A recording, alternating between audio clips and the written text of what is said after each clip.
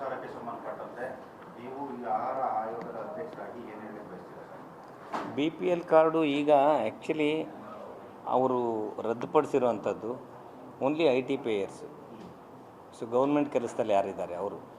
ಈಗ ಕೆಲವ್ರಿಗೇನಾಗಿದೆ IT payers ಈಗ ಅಲ್ಲಿ ನಿಜವಾಗಿ ಪ್ರಾಬ್ಲಮ್ಮು ಅಧಿಕಾರಿಗಳು ಹೇಳೋ ಪ್ರಕಾರ ಅದೇನಾಗಿದೆ, ಈಗ ಕೆಲವರೆಲ್ಲ ಗೊತ್ತಿಲ್ಲದೆ ಈಗ ಫೋನ್ಪೇನಲ್ಲಿ ಯೂಸ್ ಮಾಡ್ಕೋತಾ ಇದ್ದಾರೆ. ಈಗ ನಿಜವಾದ ಬಡವರು ಸಹ IT ಇಲಾಖೆಯಲ್ಲಿ ಇನ್ಕಮ್ ಟ್ಯಾಕ್ಸ್ಗೆ ನೋಟಿಸ್ ಬಂದುಬಿಟ್ಟಿದೆ. ಯಾರು IT ಪೇಯರ್ಸ್ ಅಂತ ಡಿಕ್ಲೇರ್ ಆಗಿದೆಯೋ ಅಷ್ಟು ಜನದ್ದು ಕ್ಯಾನ್ಸಲ್ ಮಾಡಿಬಿಟ್ಟಿದ್ದಾರೆ. ಅದರಲ್ಲಿ ಬೈ ಅಚಾನಕ್ಕಾಗೋ ಬೈ ಮಿಸ್ಟೇಕ್ ಯಾರು ಬಡವರು ನಿಜವಾಗಿ ಅವ್ರ ಇನ್ಕಮ್ ಇಲ್ಲ, ಬಟ್ ಈ ಟ್ರಾನ್ಸಾಕ್ಷನ್ ಎಲ್ಲ ಅವ್ರು ಗೊತ್ತಿದ್ದೇನೋ ಈ ಫೋನ್ಪೇನಲ್ಲಿ ಮಾಡ್ತಾ ಬಂದುಬಿಟ್ಟಿದ್ದಾರೆ. ತೊಗೊಳ್ಳೋದು, ಮಾಡೋದು, ಕೊಡೋದು, ಬಿಡೋದು.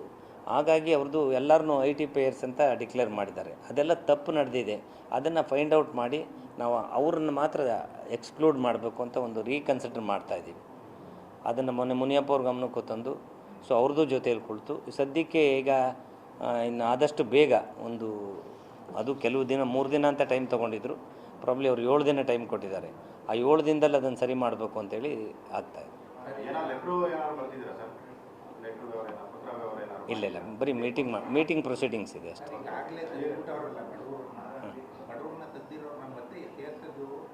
ತುಂಬ ಕಷ್ಟ ಆಗ್ತಾ ಇದೆ. ಯಾಕೆಂದರೆ ಸಿವಿಯರ್ ಆದಂಥ ಹೆಲ್ತ್ ಪ್ರಾಬ್ಲಮ್ ಕೇಳ್ತಾ ಇದ್ದಾರೆ, ಅದು ಸರ್ಟಿಫಿಕೇಟ್ ಕೇಳ್ತಿದ್ದಾರೆ, ಸೇರಿಸ್ಬೇಕು. ಇಲ್ಲ ಅದಲ್ಲ, ಈಗ ನಿಮ್ಮನ್ನು ಯಾವ ರೀಸನ್ಗೆ ಬಿಟ್ಟಿದ್ದಾರೆ ಅಂತ ನೋಡಿ. ಬಿಡೋದಕ್ಕೆ 4 ರೀಸನ್ ಇದೆ ಮೇಜರ್, ಇನ್ನೂ ಹಲವಾರಿವೆ. ಮೇಜರ್ ರೀಸನ್ ನಿಮಗೆ 10 ಸ್ಕ್ವೇರ್ಗಿಂತ ಮನೆ ಜಾಸ್ತಿ ಇದ್ದರೆ ನಿಮ್ಮ ಹೆಸರಲ್ಲಿ ಮುನ್ಸಿಪಾಲ್ಟಿಯಲ್ಲಿ ಅಥವಾ ಕನ್ಸರ್ನ್ಡ್ ಅಥಾರಿಟೀಸಿಂದ ಡಾಕ್ಯುಮೆಂಟ್ಸ್ ಇದೆ. ಈಗ ನಿಮ್ಗೆ 10 ಸ್ಕ್ವೇರ್ಗಿಂತ ಮನೆ ಜಾಸ್ತಿ ಇದ್ದರೆ ಬಿಟ್ಟಿದ್ದಾರೆ. 10 ಸ್ಕ್ವೇರ್ ಫೀಟ್ ಜಾಸ್ತಿ ಇದ್ದರೆ. ಮತ್ತು ಕಾರ್ ಇರೋರನ್ನ, ಯಾರು ಕಾರ್ ಇದ್ದಾರೋ ಆ ಕಾರ್ ಇರೋರನ್ನ ತೆಗೆದಾಕಿದ್ದಾರೆ. ಮತ್ತು ಇನ್ಕಮ್ ಟ್ಯಾಕ್ಸ್ ಪೇಯರ್ಸ್ ತೆಗೆದಿದ್ದಾರೆ. ಸೊ ಹಾಗಾಗಿ ಮತ್ತು ಗೌರ್ಮೆಂಟ್ ಜಾಬಲ್ಲಿ ಯಾರಿದ್ರು ಅವ್ರ ಹೆಸರಲ್ಲಿ BPL ಕಾರ್ಡ್ ಇದ್ದರೆ ಅದನ್ನು ತೆಗೆದಿದ್ದಾರೆ.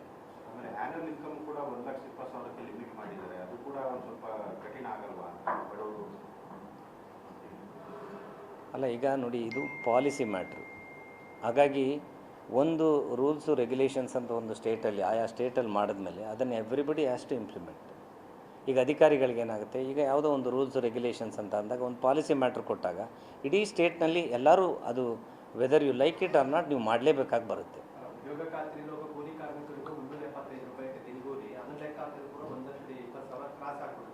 ಅದನ್ನು ಸರ್ಕಾರದ ಗಮನಕ್ಕೆ ತಂದು ಅದನ್ನೆಲ್ಲ ಮಾಡೋವಂಥದ್ದು. ಯಾಕೆಂದರೆ ಈಗ ಅದರಲ್ಲಿ ಇನ್ಕಮನ್ನು ಮಾತ್ರ ಕನ್ಸಿಡರ್ ಮಾಡ್ತಾರೆ. ಈಗ ಆ್ಯಕ್ಚುಲಿ ಅದೇನಾಗುತ್ತೆ, ಯಾವಾಗಲೂ ಅವರು ಇನ್ಕಮ್ ಅಂತ ಬರಬೇಕಾದದ್ದು ಯಾವಾಗ ಅಂದರೆ ಸಂಪಾದನೆ ಎಷ್ಟಿದೆ, ಖರ್ಚು ಎಷ್ಟಾಗಿದೆ, ಉಳಿದದ್ದಷ್ಟೇ ಇನ್ಕಮ್. ಈಗ ಏನಾಗುತ್ತೆ, ಬರೋ ಸಂಬಳ ಎಲ್ಲ ಬರೀ ಇನ್ಕಮ್ಮೇ ಆಗೋಕ್ಕೆ ಸಾಧ್ಯ ಇಲ್ಲ. ಆ ಮಿಸ್ಟೇಕ್ ಆಗಿರೋದ್ರಿಂದ ಅದನ್ನು ಕರೆಕ್ಷನ್ ಮಾಡಬೇಕು ಅಂತ ಹೇಳ್ತಾ ಇದ್ದಾರೆ.